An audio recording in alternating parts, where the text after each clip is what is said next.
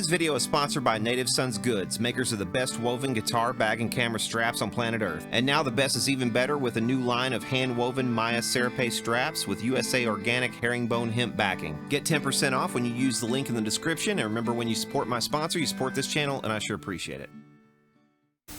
Hello fellow human beings, Brad the Guitarologist here. A while back I did a couple of videos that have actually gotten some good play that were reaction videos, and also got some criticism in some of the comments. Hey man, why are you being so negative? For one, that was kind of one of the comments that I would get. Why are you coming down this guy who's fixing up this guitar? It's like, well, if he was actually fixing up the guitar, it would be a little bit different, and if it wasn't fake. I can kind of forgive people who make mistakes, absolutely, because I make mistakes too, and everybody does. Point is that some of these videos are just outright fakes. So what I thought I would do for this video is react to an actual good video. It's been a little while since I've seen this, so it should be kind of new to me again. But I saw this video by BigDGuitars a while back. This is a trashed Gibson Les Paul rebuilt. And I think when I first commented on this video, it had almost no views at all. My comment might still be on there saying this thing deserves way more views. There are a lot of challenges that can arise during a restoration. You know, you're gonna have to face certain things that you might not have ever faced before, and you're gonna have to problem solve and come up with solutions. And I think Big D or Derek did a really excellent job at this. So let's check this out. I want to show you this video. Trashed Gibson Les Paul guitar is rebuilt. I purchased this Gibson Les Paul off of eBay a couple of years ago. The previous owner had made a huge mess out of it, and what I thought could be an easy sort of restaining the top ended up being a complete deconstruction and build back up. There are a couple flaws in the body that I found as I got into it, but overall I think this thing turned out nicely. Okay, I'm going to turn down the volume here because I'm not sure who owns the copyright to the music that he put in this, so I'm going to turn this way down. I don't think there's any other commentary anyway, but you can see here he's pulling frets. He's using a fret puller, and he's also heating it up with a soldering iron. What the heat does is it basically will sort of melt the glue that is used to hold those frets in. I think they use probably super glue at the factory to hold the frets in. And he's using a heat blanket here to loosen the glue for the fretboard, to bring the fretboard off. Now the heat blanket's actually not necessary. I've had really good luck with simply, and he's saying here you can see the neck is bowed. Sorry, this is moving a bit fast for me to comment on, but we'll do our best. So he's scraping off all of the adhesive, what you'd want to do. And he's using that blanket to loosen up all the adhesive at one time, which makes it a little quicker work of it. I've had good luck in the past. I was going to say, when you're taking fretboards off, I've had pretty good luck just heating up the actual tool that I use to get under the fretboard. If you heat up the tool, then what I do is just stick it down in some boiling water, and then it comes out a little bit wet and also hot, and you could still take boards off that way. But the blanket, I'm sure, helps as well, the heat blanket. But here, right here, you can see he's spraying water, and he's also he's wet sanding a little bit to kind of clean up some of the residue probably in the edges on the fretboard.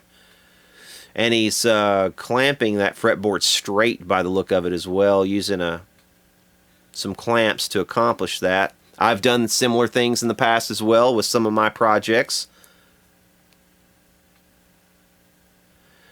And here you can see he's going after the finish. Now this is probably the bridge at which I may have even stopped, because the original finish wasn't all that bad. I mean, of course, yeah, you've got some problems with the neck. The neck was bowed. That was his initial problem. But he wants to turn this into something else and customize it. So he's stripping it all back, which is, like I said, a bridge way beyond what I would do with a guitar like this. But apparently he's being particular here, and he wants a certain thing, so more power to him. So he's using clean strip after wash here, and he used zip. I don't know what kind of remover. He's using chemical remover, the zip. What is that? Zip something. Okay, so here we are after everything has been removed. there's some chips out. I want to pause that right there. Check out the chipping. I mean, it looks like they had a dull bit at the factory that did some real chip outs on the wood there, some real nasty chip out. So what they had to do is they had to go in and fill those areas at the factory where it chipped out when it was when the bit was doing the channel for the binding. And he's right about that. That should not be like that. That's a Gibson. That's definitely a factory flaw. And probably those are the sorts of flaws that I would imagine at Gibson. And I've never worked for a large scale manufacturer like this, but I would have to imagine that these are the sorts of flaws that would sort of dictate what color the guitar ends up being, or even what model maybe the guitar ends up being. Because if you have chips like that, you can't really make a natural back because that's going to show. You have to do something with it that's darker that will hide that. So I would say that probably is something at the factory that happens, and probably happens across a lot of guitar factories, because mistakes happen. And I'm not coming down on Gibson for the chip outs right there, but they definitely have a problem with their bit, and I'm guessing they changed it soon after noticing this, because it's pretty chewed up. Yeah, and he even says that the tear out means an unsharp bit. Unsharp, dull, unsharp. So here he's using his bench vacuum to vacuum up some of the loose bits of stuff to kind of keep it out of his way. I do that quite a lot as well.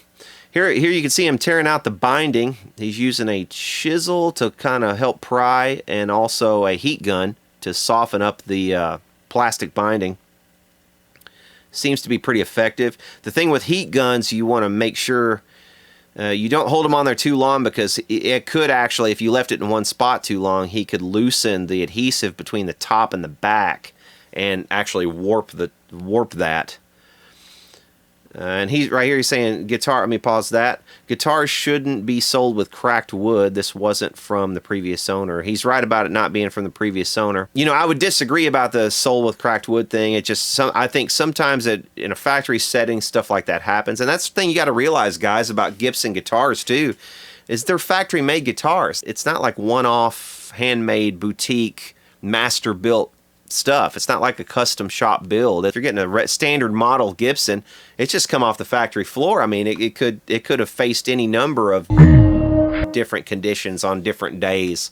You know, somebody comes in on a Monday and they had a particularly bad weekend. You know, their wife left them or something, and they got drunk all weekend and stumble in on Monday, don't change out the bit, and you know, screw up the routing, and then pass it along to the next guy, and the next guy's like, what the hell's this? Instead of cutting the thing with a bandsaw and chucking it away, like I've criticized, you know, Gibson for doing in the past, instead, you know, they can salvage the guitar by filling in the areas that were screwed up, and then paint it a different color, maybe call it a different model, maybe even label it a second. And I think that's something that Gibson should look into, is bringing back factory seconds for things like this, for little mistakes that happen that are inevitable, and where you could still sell the guitar, you could still keep your integrity by calling it a second, and you wouldn't be, you know, deceiving the customers in any way or anything like that. So I mean, it's, you know, I think it's just the ethical way to go about it. It's a good way to go about it, and they should bring back the factory second. And this is a good example why.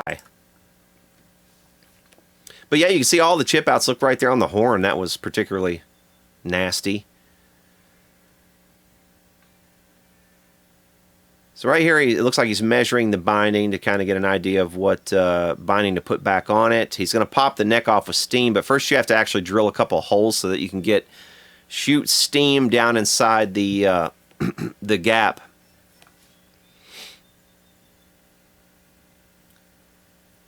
And here he's using a large steamer. I haven't seen one of these steamers before, so I don't know what exactly it is he's using.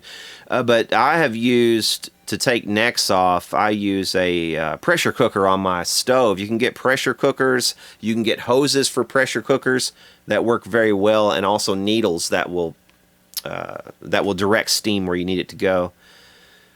I'm sure that right there, I'm going to pause it again. I'm sure right there you can see him take the neck off. He kind of skipped to that end, but I can tell you from some experience, taking a neck off of even an acoustic guitar where you can get steam all the way down inside of a dovetail joint is difficult. It can sometimes take a little while, and I would imagine on a Gibson where you've got the tin on and the body, really compact against one another, and there's really no place for the steam to go. Even though you drill a couple of holes and you get steam down in there, the steam just has nowhere to go. It's just like and it just doesn't work very well. But you could see him using steam like kind of a little bit of everywhere there, and there's really no easy way of doing that, or a way that's not sloppy and some, where you risk some damage, especially on an acoustic guitar where you risk some damage to the surrounding area. It's just sometimes stuff happens and you're gonna have to touch it back up later. But it looked like he got this one off pretty well. But the thing is, he probably did a lot of editing there too, like, to condense that time down to just a couple of seconds that you saw. But I assure you that took a lot longer than he showed. Here he is cleaning out the adhesive once again from the joint.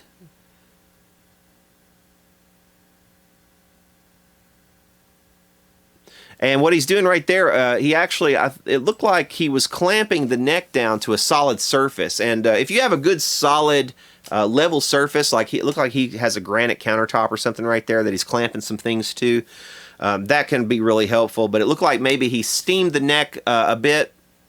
And this is something that you could do. You can basically take a piece of wood, and if you can introduce enough moisture into the wood temporarily, and he already had a lot of moisture into the tin-on end of the thing, and he put a little bit also all along the way. But if you can introduce enough moisture into the neck, you can clamp it down on a flat surface, and a neck that was theretofore bowed will kind of flatten itself back out, and then when all that dries and it's nice and dry, it should stay straight. Okay, now he's sanding down the neck, and that's with a radius block. You can get those. Let me pause it again. You can get those at Stuart McDonald, those long radius. I've got a couple somewhere. I think mine's kind of buried at the moment. The ones I would recommend getting are the common, because they're expensive, and if you're just a beginner and you don't plan on building too many instruments, and if you're just getting into repair kind of for the first time, you probably want to get just the standard ones, like 9.5 radius, 10 radius, 12 is very common on Gibson stuff. And those are the ones that you would probably use more often than any others. So here you can see him doing that. He's doing it on the bottom and the top, and that's going to also help to flatten it a little bit more too. He went a long way to flattening it earlier by clamping it. Here he's going to refret, and he's got a nice little fret press. You don't have to do it with a fret press. You can do frets without a fret press.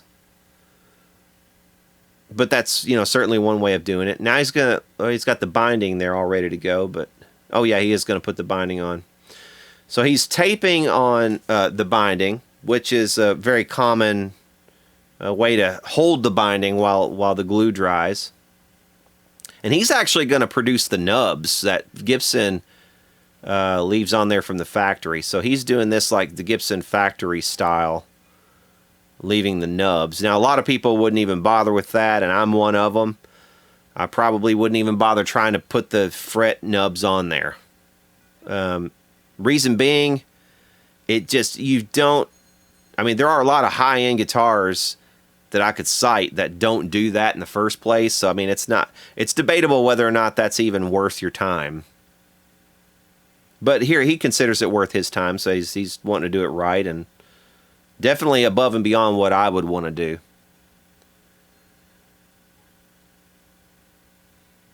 He's going to pre-bend the binding by heating it up, and he's going to use a steamer for that to heat up a water pail on his bench. That's a smart way of doing it. I wouldn't have thought of that. Most of the stuff that I do in the kitchen, which kind of prevents anybody else from being able to use the kitchen for a little while. So this makes a little more sense. Either that or buy a separate stove for your garage. But be careful, though, because there was a fella who watches my channel who did that. and he set his garage on fire because his stove ended up being full of his stove was right beside his router, and his router filled his stove up with sawdust. So be very careful. But here you can see him.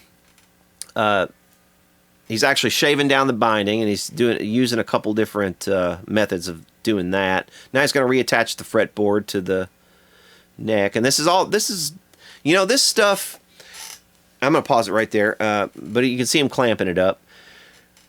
This stuff isn't quite as difficult. The difficulty level's not high. You just have to have a lot of the right tools. And the thing is, you know, the right tools for lutherie are expensive.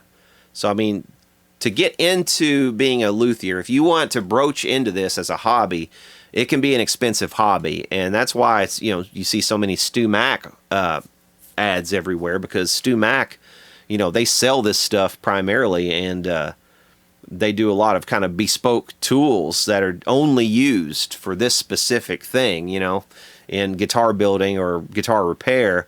And it can get really expensive really fast, and you have to make decisions usually about what kinds of specialty tools you're going to buy from Stu Mac, because it's, you know, it's the tool that you need, and it does the thing that you need, and which of the tools that you can kind of skimp on, or you can buy at Harbor Freight, or you can buy at Walmart, or you can, you know, there's a lot of things that you can get at Harbor Freight, Walmart, or your typical, you know, hardware store that would be just fine and work fine in most applications. You don't have to buy everything from Stu Mac, but there are probably, you know, there's a handful of things that you can't get anywhere else really, and it's best just to go ahead and get the right tool that's going to last you the rest of your life, hopefully.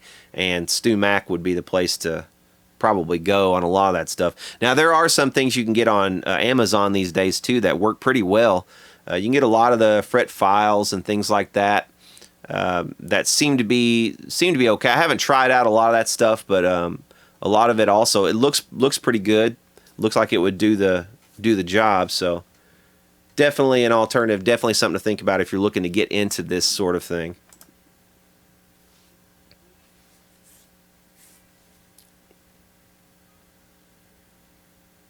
Now he's doing the nut, and that's an important step, doing that nut correctly and getting that slot level.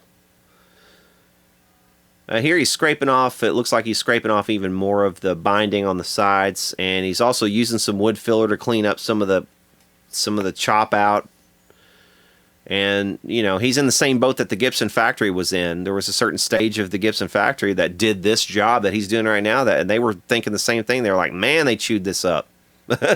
They were like, do we need to let this go out like this?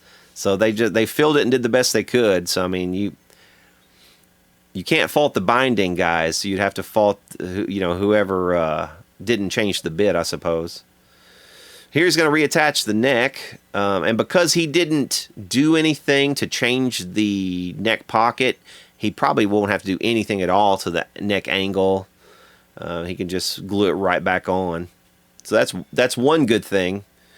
Usually repairing a guitar like this, or rebuilding a guitar, tearing it down and rebuilding it, is twice as difficult as just building the thing from scratch,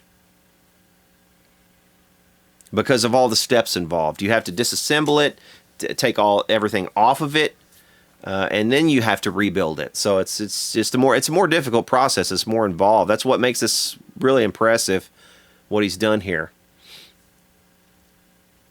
And it looks like now what he's doing is he's cleaning off all of the sawdust. He's preparing it for finishing. He may even be that may have even been a grain filler, I'm not sure.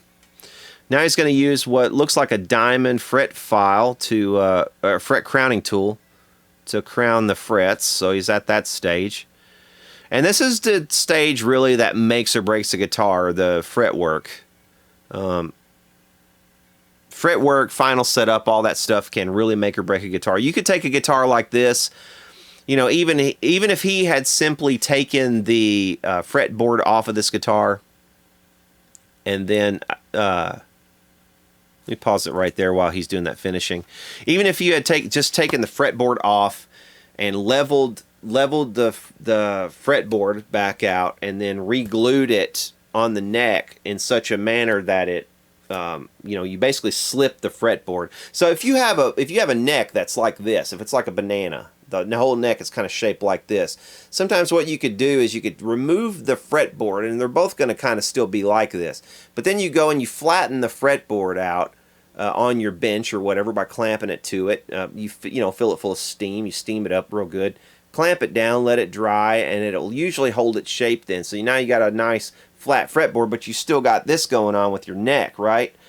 Then one thing that you can do to try to straighten that out is you can actually put the headstock, you can put a couple of, and I've seen people do this, put a couple of wires attached to some tuners on the headstock, and you can actually tune the tuners so that they pull the neck, and you can tie a couple of wires to the bench below, so that when you tighten it, it will actually pull the neck in a backward position where it needs to be. So once you pull that back flat, then you reattach your flat fretboard again with your glue, and adjust the truss rod accordingly, and then you'll be okay. Usually, basically what you've done then is you've slipped the fretboard. You've flattened that fretboard back out. You flatten this out, and then once you glue that and it holds, you've basically taken that fretboard and you've moved it to a different position, essentially. What he's doing right here with this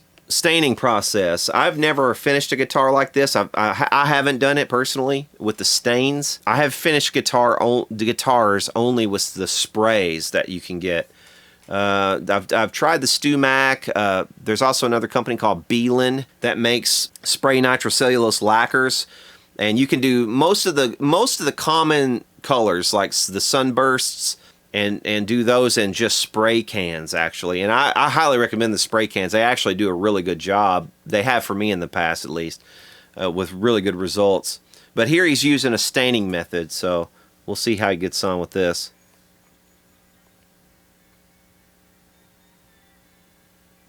And you always want to go darker at first, because if you're going to burst it at all, you'll want to burst it from the center.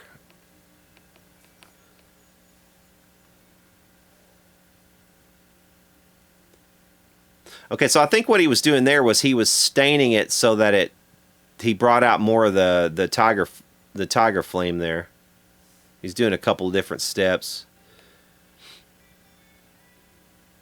There's really no hard and fast rules to doing any kind of finishing, man. It's just like it's almost an art. It's an art to it.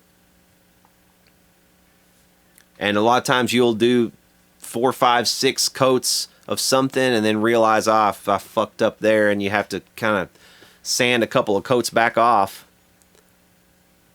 So now he sprayed it with clear, and he's gonna go ahead and clear over the whole thing.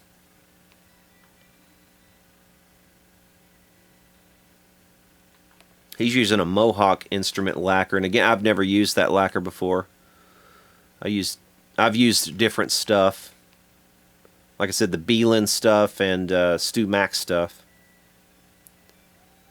I'm sure this is probably more economical. That would be my guess, and that's probably why he's using it. But it's looking pretty good so far. We pause it right there while he's got that thing and he's spraying it. And you'll notice the difference between him spraying this guitar and the guy, you know, the Asian guy who sprayed the other guitar. From my previous reaction video. Just night and day. I mean, you notice none of the hardware's on it. You notice the bridge isn't on it. The neck is taped off, you know, the fretboard rather is taped off. All the binding, you know, on the neck is also looks like it's taped off, so he doesn't lacquer over it. At least not during this stage where he's doing the body. So you see some differences. You have to do some prep work to really do this kind of stuff right, and you can't just throw some paint at something and hope that it looks good. So there's the after shots of the body. Looks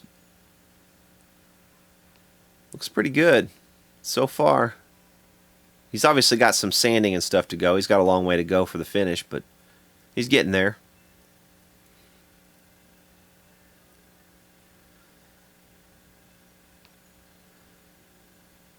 Now he's reached the wet sanding portion of this and the buffing stage. So here he is, he's got it on the buffer, and this is another part of the process that just, it takes a little while to get something looking good. But once you get it, it's, you can stand back from it and really start to admire your work once you get to this stage. So there it is, the final Les Paul Standard. I've been playing with this thing for a number of years and really enjoy it. I've sort of re-beaten it back up a little bit, played around with it. The coloring is actually really nice. I think maybe it's a tad dark, but if you remember, I had to hide some of the filler places where the wood was chipping out and just was kind of messy. Overall, this was a really time-consuming and challenging project. Popping off that neck kind of was terrifying, to be quite honest, but once I realized I had to take off that neck and then sort of redo the fretting and everything, this became a significant project. So it just wasn't a refinish, but it was a complete rebuild from the ground up.